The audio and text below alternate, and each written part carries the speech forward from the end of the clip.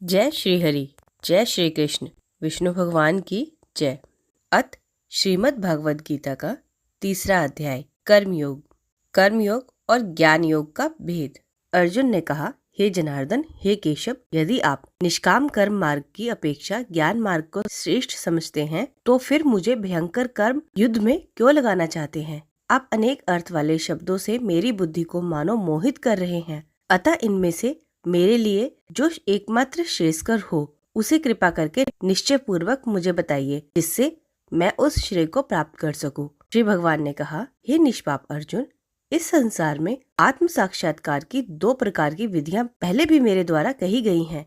ज्ञानियों के लिए ज्ञान मार्ग और योगियों के लिए निष्काम कर्म मार्ग निहित है। मनुष्य ना तो बिना कर्म के कर्म बंधनों से मुक्त हो सकता है और न ही कर्मों के त्याग मात्र से सफलता को प्राप्त कर सकता है। कोई भी मनुष्य किसी भी समय में क्षण मात्र भी कर्म किए बिना नहीं रह सकता, क्योंकि प्रत्येक मनुष्य प्रकृति के उत्पन्न गुणों द्वारा विवश होकर कर्म करता है। जो मनुष्य कर्म इंद्रियों को वश में कर लेता है किंतु मन से इंद्रियों के विषयों का चिंतन करता है, ऐसा मूर्ख जीव मिथ्याचारी कहलाता है। हे अर्जुन, जो मनुष्य मन के द्वारा इंद्रियों को वश में करने का प्रयत्न करता है और बिना किसी आसक्ति के कर्म योग का आचरण करता है, वही सभी मनुष्यों में अति उत्तम मनुष्य है। हे अर्जुन, तू अपना निहित कर्तव्य कर्म कर, क्योंकि ना कर्म करने की अपेक्षा कर्म करना श्रेष्ठ है।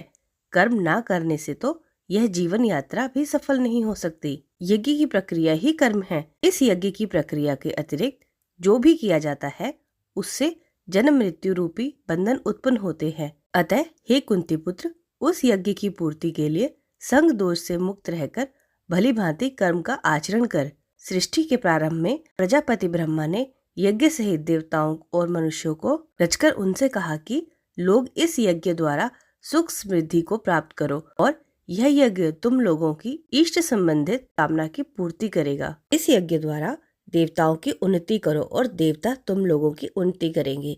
इस तरह एक दूसरे की उन्नति करते हुए तुम लोग परम कल्याण को प्राप्त हो जाओगे।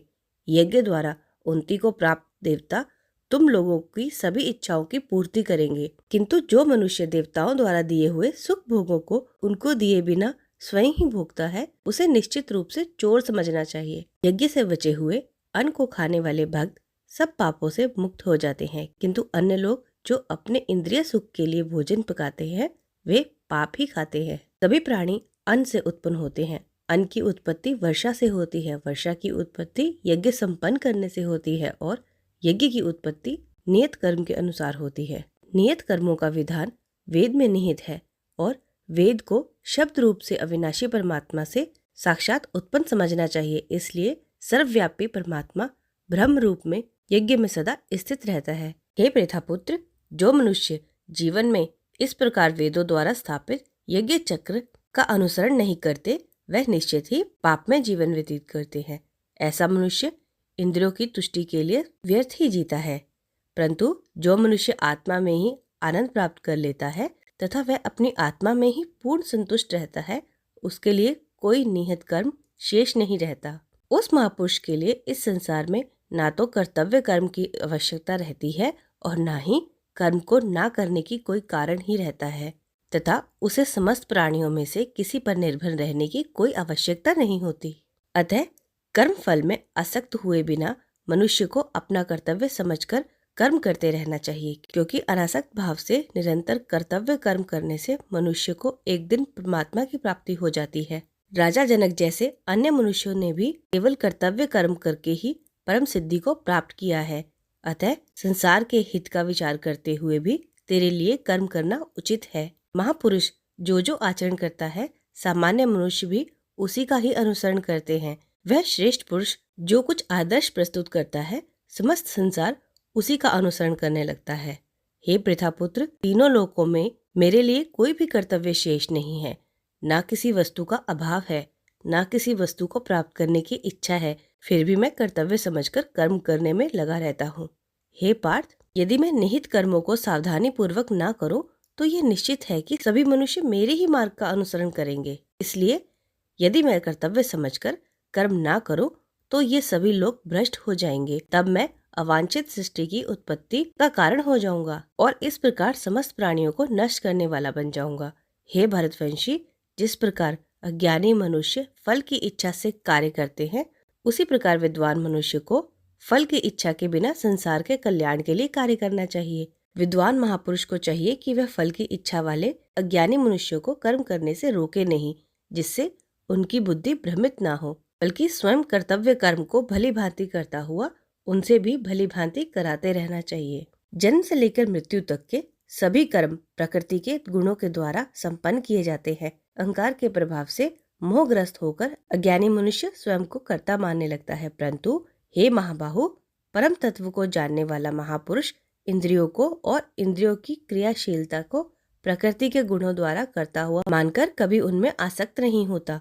माया के प्रभाव से मोहग्रस्त हुए मनुष्य सांसारिक कर्मों के प्रति आसक्त होकर कर्म में लग जाते हैं। अतः पूर्ण ज्ञानी मनुष्य को चाहिए कि वे उन मंद बुद्धि वालों को विचलित ना करें। अतः हे अर्जुन, अपने सभी प्रकार के कर्तव्य कर्मों को मुझ में समर्पित करके पूर्ण आत्मज्ञान से युक्त होकर आशा, ममता और संताप का पूर्ण रूप से त्याग करके युद्ध कर। जो मनुष्य मेरे इन आदेशों का ईर्ष्या रहित होकर श्रद्धा पूर्वक अपना कर्तव्य समझकर नियमित रूप से पालन करते हैं, वे सभी कर्मों के बंधन से मुक्त हो जाते हैं। परंतु जो मनुष्य ईर्ष्यावान इन आदेशों का नियमित रूप से पालन नहीं करते, उन्हें सभी प्रकार के ज्ञान में पूर्ण रूप से भ्रमित और सब ओर से नष्ट भ्रष्ट हुआ समझना चाहिए। सभी मनुष्य प्रकृति के गुणों के अधीन होकर कार्य करते हैं। यद्यपि तत्वदर्शी ज्ञानी भी प्रकृति के गुणों के अनुसार ही कार्य करता दिखाई देता है, तो फिर इसमें कोई किसी का निराकरण क्या कर सकता है? सभी इंद्रियां और इंद्रियों के विषयों में आसक्ति और विरक्ति नियमों के अधीन स्थित होती है।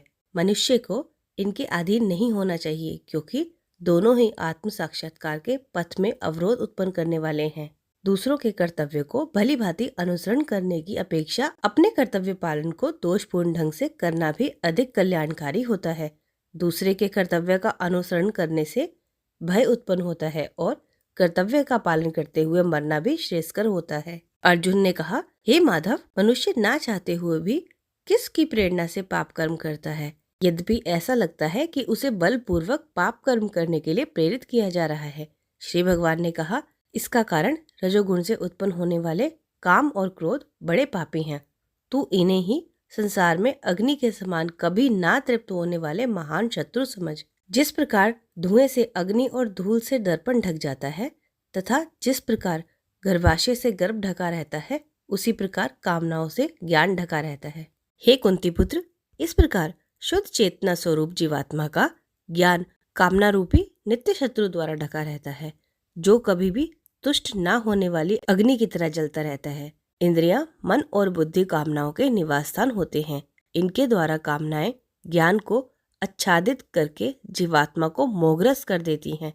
अतः हे भरतवंशी, हे श्रेष्ठ, तू प्रारंभ में ही इंद्रियों को वश में करके और आत्मज्ञान और आत्म साक्षात्कार में बाधा उत्पन्न करने वाली इन महापापी कामनाओं को ही बलपूर्वक समाप्त कर। हे अर्जुन, इस जड़ पदार्थ शरीर की अपेक्षा इंद्रियां श्रेष्ठ है, इंद्रियों की अपेक्षा मन श्रेष्ठ है, मन की अपेक्षा बुद्धि श्रेष्ठ है, और जो बुद्धि से भी श्रेष्ठ है, तू वही सर्वश्रेष्ठ शुद्ध स्वरूप आत्मा है। इस प्रकार महाभाव अर्जुन, स्वयं को मन और बुद्धि से श्रेष्ठ आत्मा रूप समझकर बुद्धि के द्वारा मन को स्थिर करके तू कामनाओं रूपी दुर्जय शत्रुओं को मार।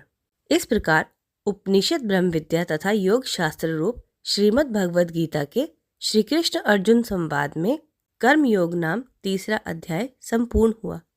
हरिओम तत्सत। जय श्री हरि। बोलो विष्णु भगवान की जय। बोलो कृष्ण भगवान की जय।